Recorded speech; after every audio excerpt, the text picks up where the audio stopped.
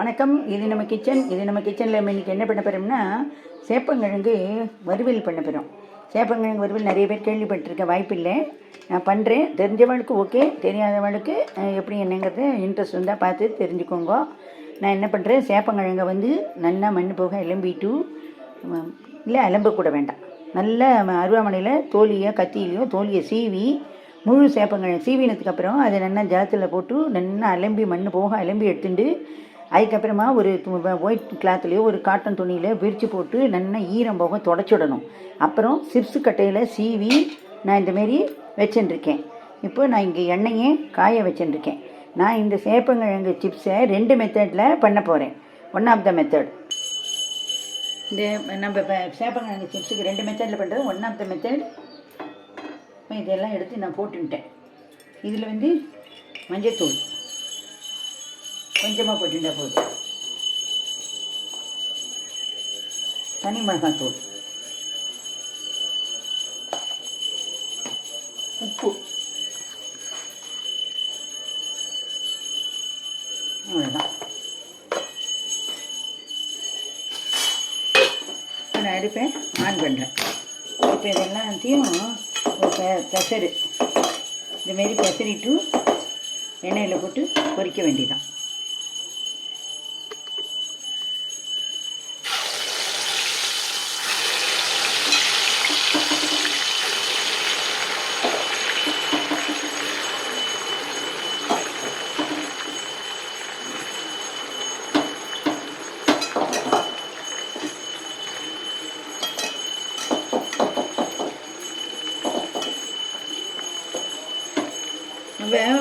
நம்ம கட்டையில் சீவும்போது last end of the part வரும்போது நீங்கள் சீவிட்டு கையை கீறின்னு விடாதீங்க.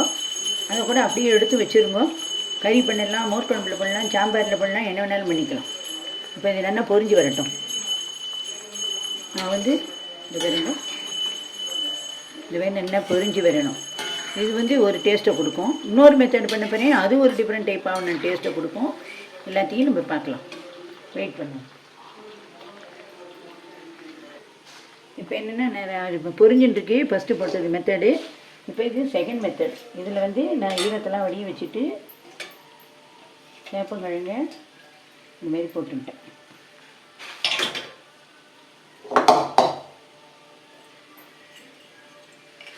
இதுக்கு மஞ்சள் பொடி நல்லா 2 டீஸ்பூன் அளவுக்கு மஞ்சள் பொடி போட்டுட்டாச்சு.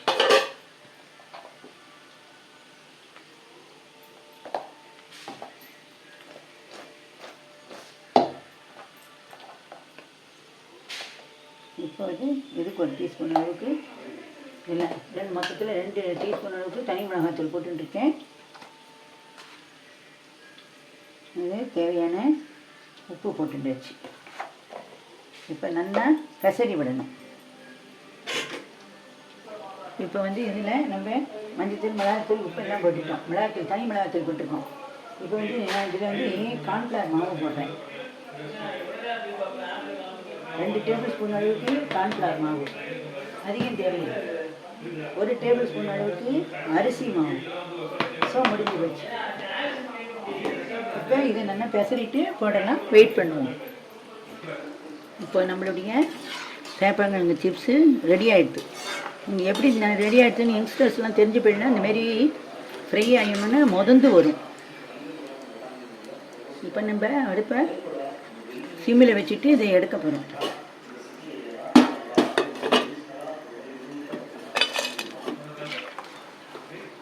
இந்தமாரி ஒரு பாத்திரம் வச்சுட்டு ஒரு வடிகட்டியை வச்சுட்டு இதெல்லாம் எடுத்து போட்டுக்க வேண்டியதுதான்.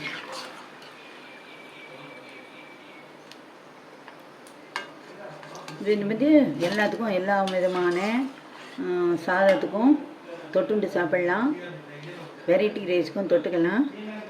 ஊருக்கெல்லாம் போனால் கூட எடுத்துன்னு போயிடலாம். இல்லை நம்மளால் முடிகிற அன்றைக்கி இதை செஞ்சு வச்சுட்டோம்னா 4 நாளைக்கு குழந்தைகளுக்கு திங்கிறதுக்கு ஈவினிங் ஸ்நாக்ஸாக கூட கொடுக்கலாம்.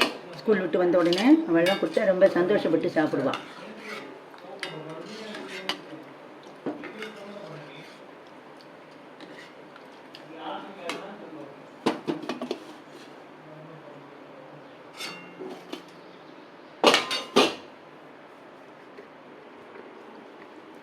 இப்போது இந்தமாரி நம்ம பொரித்து எடுத்துட்டோம். இப்போ இது வந்து ஃபஸ்ட்டு மெத்தட். அடுத்து நம்ம செகண்ட் மெத்தட் எப்படி பண்ணுறதுன்னு பார்க்கலாம். நம்ம இப்போ நம்பர் 2 மெத்தடை பண்ண போகிறோம். இப்போ நம்ம இதெல்லாம் கார்ன்ஃப்ளவர், அரிசி மாவு, மஞ்சத்தூள், மிளகாத்தூள், உப்பு, பெருங்காய பொடி எல்லாம் போட்டு வச்சுருக்கோம் இல்லையா? இதை வந்து இப்போ ஃப்ரை பண்ண போகிறோம். இப்போ நல்லா இதை பெசரிட்டு இதை எடுத்து நம்ம இந்தமாரி எண்ணெய் எவ்வளோ பிடிக்கிறதோ அந்த இதுக்கெல்லாம் இந்த எண்ணெய் வந்து வேஸ்ட் பண்ணணும் அப்படிங்கிற அவசியங்கள்லாம் கிடையாது. அடை வாக்கிறதுக்கு, தோசை வாக்கிறதுக்கு, சுட்ட எண்ணெய் இந்த சாப்பாட்டுக்கு எதுக்கு வேணாலும் வச்சுக்கலாம். இது ஒரு வாசனையை கொடுக்கும், நல்லாயிருக்கும். இப்போ நான் வந்து நிறைய எண்ணெய் வச்சுருக்கனால இத்தனையும் ஒரே இடத்துலையே நான் பொரித்து எடுத்துட போகிறேன்.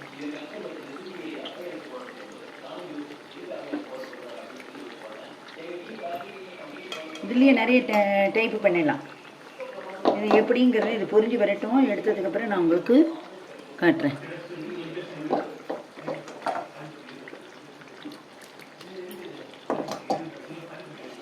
நிறைய பேர் செஞ்சுருப்பா, நிறைய பேர் செய்யாமையும் இருப்பா, எனக்கு தெரியாது.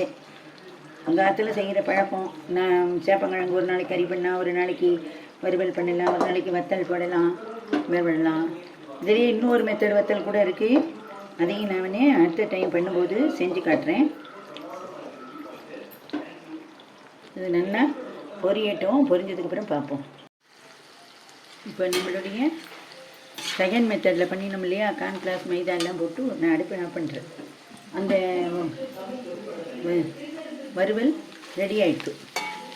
அவ்வளோதான். இதில் இப்போ நான் 2 கருவேப்பிலையை போடுறேன். கருவேப்பிலை வாசனையோடு ரொம்ப நல்லா இருக்கும்.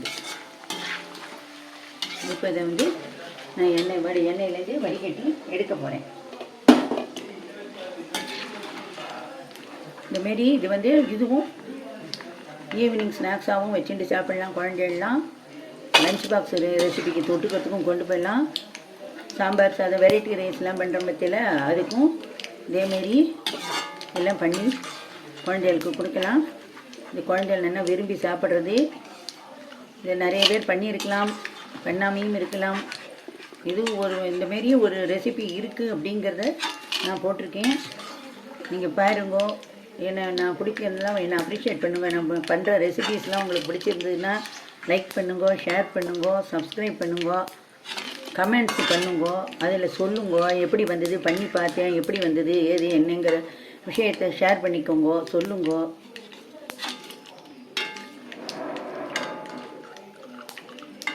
இந்த எண்ணெயெல்லாம் வேஸ்ட்டாக போகும்னு நினச்சிட்டு இருக்க வேண்டாம். இதில் வந்து சுட்ட எண்ணெயை சமையலுக்கு யூஸ் பண்ணிக்கலாம். இதேமாரி செகண்ட் மெத்தட் பண்ணினதும் பொரித்து எடுத்தாச்சு. இதேமாரி நீங்களும் பண்ணி பாருங்க. நன்றி, வணக்கம்.